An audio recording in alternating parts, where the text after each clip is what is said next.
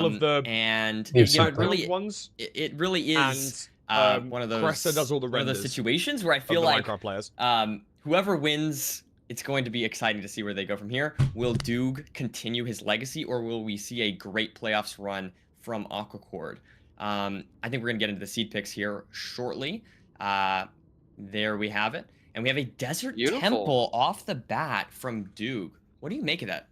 Interesting. Honestly, not what I would have expected from Duke. I kind of 1-all in associate the him in the more with football. ocean Sorry. seeds. I'm not sure Just a exactly shock. why, but honestly, I'm not sure, Nerdy. Yeah, I mean, it could just be not even thinking about it too much, you know? Duke just Yeah. being like, let's just get Desert Temple out of the way. I do know, obviously, has been practicing a lot with Silver. That's something that we brought up just a second ago. And maybe this is something they've been focusing on in their VOD review. Maybe this is something that Duke wants to try and get an early lead on Aquacord and maybe identified a weakness, or maybe just feeling the Desert Temple for now. Yeah, I know Duke in previous seasons when we've had these big stat sheets for like win percentages on seats, he just like goes with the obvious like mathematical picks. He's like, all right, I have the best win rate on this one, so I'll go for that. Maybe he's doing a little bit of research behind the scenes and sees that he's a little bit better than Aquacord on Desert Temple. Perhaps he sees that Aquacord has a little bit of weakness in a Desert Temple seat, I cannot play which against would make Aquacord. sense with our Never too high on the RSG leaderboard. theorizing. You know, you don't play those a ton.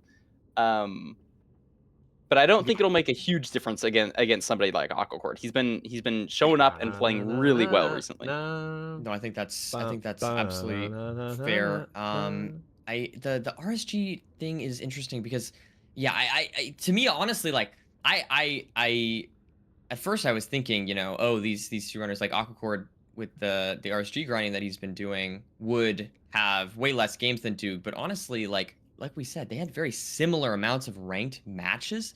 So that surprised me a bit, to be honest with you, Parker. So learning that, I'm like, I definitely don't think it's some super huge weakness. Like, for example, like with someone like Sky Crab, right? Sky Crab, Yeah. super talented runner, does a lot of RSG and only had like 100 ranked games. But when we were looking at the stats for the LAN, but and so that, you know, Sky Crab obviously more of an RSG runner, but with Aquacord, seems to have more of a balance between the two, and like that mindset definitely might come through in the ranked games, but I think we'll have to see if this matters for the Desert Temple. I don't think it should at all, because Aquacord has, like we said, like 1,000 ranked games.